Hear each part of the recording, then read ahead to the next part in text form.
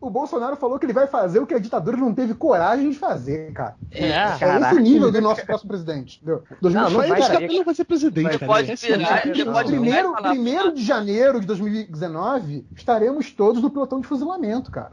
Como vítimas, tá? Não como... Cara, o Bolsonaro vai falar. Não, vou atirar primeiro. Não, o Bolsonaro vai falar, ó, podcast MDM 362. Bota todo mundo aí. Vamos fuzilar todo mundo. Inclusive, eu sei que vai ter galera que vai fugir pro Uruguai, então quem resolver ficar vai estar perdido, cara. Se não for no esquema dos caras, tá fudido. Quando ele assumiu o primeiro lugar na pesquisa, eu vou embora. Eu quero ver também esses caras, esses liberais aí que estão tudo agora agarrados no saco do Bolsonaro. Eu quero ver se o Bolsonaro ganha e começa aquelas estatizações, porque esses caras militaristas, é tudo isso, né? Ele vai querer reestatizar tudo, né? E tudo agora é do governo patriota. Aí eu quero ver, cara, essa galera. Gente, mas sejamos reais, ele não vai ganhar, não tem a menor chance de ele ganhar. Não vai, não tem como. Falavam isso do Trump. Eu não duvido. E desculpa, amiguinho, deixa eu contar uma novidade pra você que relacionou Trump com Bolsonaro. Eles só são comparados pela quantidade de bosta que eles falam. Só por isso. Não há nenhuma outra razão pra comparação. Ah, mas o Lula tá na Lava Jato. Mas o Lula tem uma história que esses outros não têm. Ignorar quem é o Lula no processo político é coisa de energúmeno. Você teve aí pesquisas que falavam que o Lula tinha 42, 45% de votos no primeiro turno. Então você vai ter que lidar com isso. Você vai ter que lidar com isso. Você vai ter que lidar com o fato que vai ficar muito explícito que você só vai conseguir assumir o poder dentro de um sistema de base social minoritário. Porque eles podem fazer barulho, mas eles não passam de 30%. Eles podem fazer o barulho que eles quiserem, podem fazer o que eles quiserem, mas eles sabem que numa situação normal, eles não ganham eleição nenhuma. Numa situação de confrontação normal, eles simplesmente não ganham eleição. E esse é um pouco o problema, porque eles estão percebendo que, inclusive, até com facada você não vai conseguir ganhar a eleição. Você vai ter que ter outro tipo de expediente. Não, sei lá, mas 13 facadas ele vai. 13 em 13, eu estava vendo, eu fiz a conta, de 13 facadas você consegue chegar a 51%. Né? Vai saber se é isso, não? Ele não desidrata por causa do temperamento, eu já falei sobre isso, já escrevi. Ele desidrata por falta de condições políticas, por falta de partido, de capilaridade, de base. Não se ganha eleição em rede social. Quando a campanha começar para valer, quando a máquina de moer do sistema começar a girar, a máquina do establishment, ele vai ser moído. Não tenho dúvida disso. Agora, a entrevista é um assombro. Um assombro, mostra um autoritário, descontrolado, irresponsável, parvo. Parem com essa babaquice de mito, porra! Urgente. Deu no Ibope. Bolsonaro é o candidato mais rejeitado e não ganha de ninguém no segundo turno. É isso mesmo. Bolsonaro perde para o PT no segundo turno. Fique esperto. Se você não quer que o PT volte, vote 45 e vai de Geraldo. O Bolsonaro perde para qualquer candidato. Essas candidaturas meio folclóricas não resistem ao segundo turno. Jânio Quadros, Paulo Maluf, isso não passa mais, porque não consegue maioria, só olhar a rejeição. Não, mas a rejeição do Bolsonaro é enorme. Tudo que o PT quer é o Bolsonaro no segundo turno, porque é o passaporte para o PT voltar. Então você vota no Bolsonaro, elege o PT. O Bolsonaro não dá conta do PT, vai perder para o PT. E por isso que no segundo turno ele perde para todo mundo e só empata com a Marina. Então, se a gente pegando a pesquisa que está hoje, se desenhando, a tendência hoje é que no segundo turno, se for Bolsonaro e Haddad, pela pesquisa, quem leva vai ser o Haddad.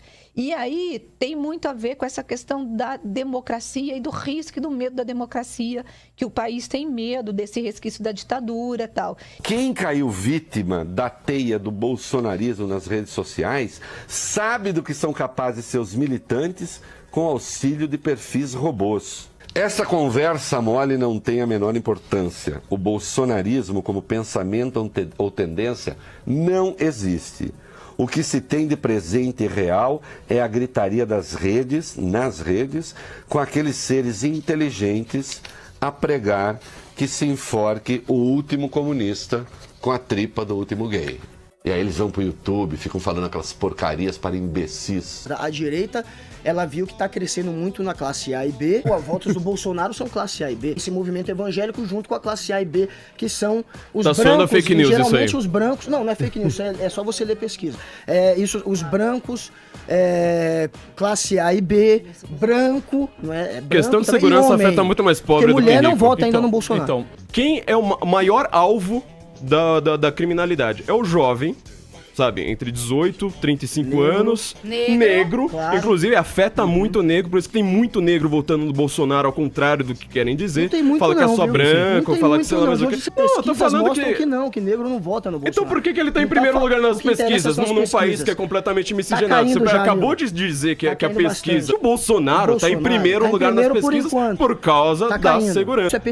Isso é pesquisa científica, não adianta o Flávio falar que tinham 10 negros na convenção do Bolsonaro. O eleitor do Bolsonaro hoje é o homem branco, classe A e B. Não é só isso. Agora, não é só isso. Tem os evangélicos. Não é padrão, porque na Vila...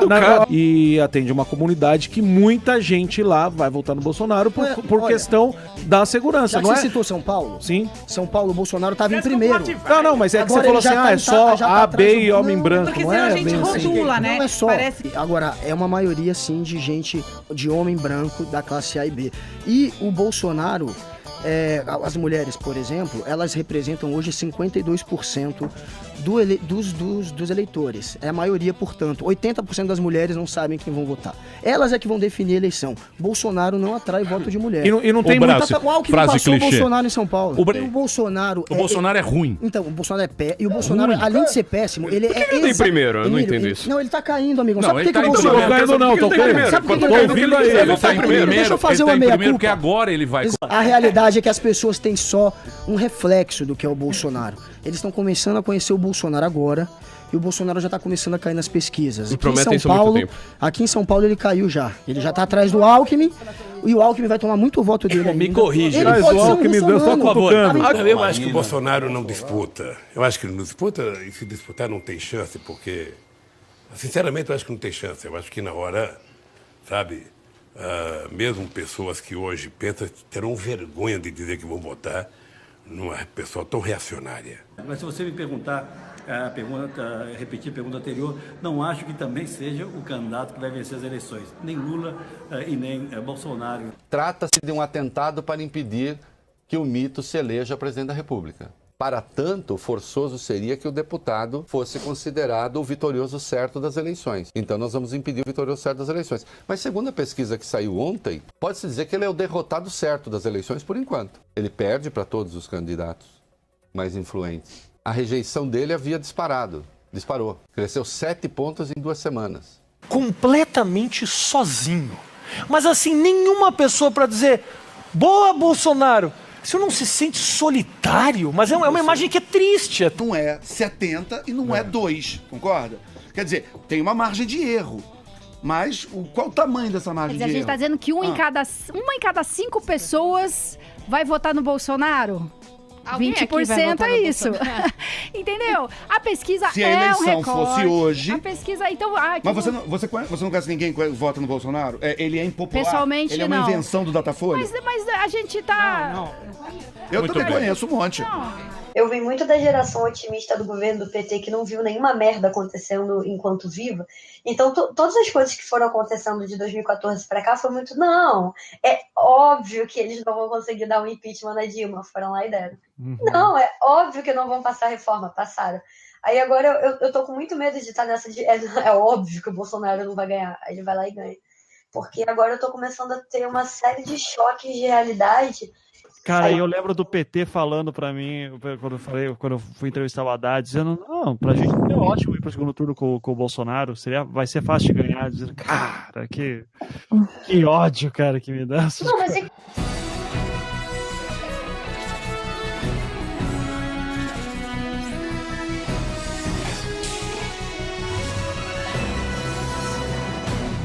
Nós temos aqui os resultados das pesquisas de boca de urna do Ibope em 7 estados. Em alguns casos, o Ibope identificou movimentos bruscos, bem bruscos nesse dia de eleição, bem surpreendentes. E esses movimentos alteram alguns resultados das pesquisas que nós divulgamos ontem. A gente vai para os números do Rio de Janeiro e nós já alertamos, houve um movimento brusco em relação àquilo que se esperava.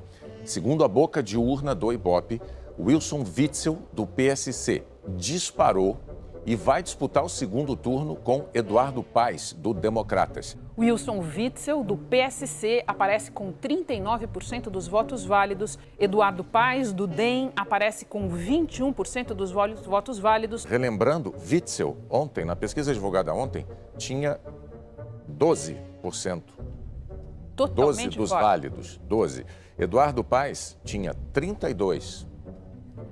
E Romário tinha 20%. Exato. Também, na pesquisa Datafolha, esse número de boca de urna do Ibope realmente está completamente fora daquilo que também o Datafolha poderia intuir com os números de ontem. O que a gente pode dizer, eu acho, é que os institutos captaram o movimento, mas esse movimento continuou acontecendo e continua acontecendo, como diz você, no dia de hoje, porque as pesquisas mostram que o eleitor define cada vez mais tarde, uma parcela do eleitor decide na véspera, decide no dia e ao longo do dia de eleição, porque, como você lembrou, nem todo mundo vota no mesmo horário, nem todo mundo vota cedo. Minas Gerais, a pesquisa de boca de urna indica que Romeu Zema, do Novo, e Antônio Anastasia, do PSDB, é que vão disputar o segundo turno. Romeu Zema, do Partido Novo, aparece com 41% dos votos válidos. Antônio Anastasia, do PSDB, 29%. Fernando Pimentel, do PT,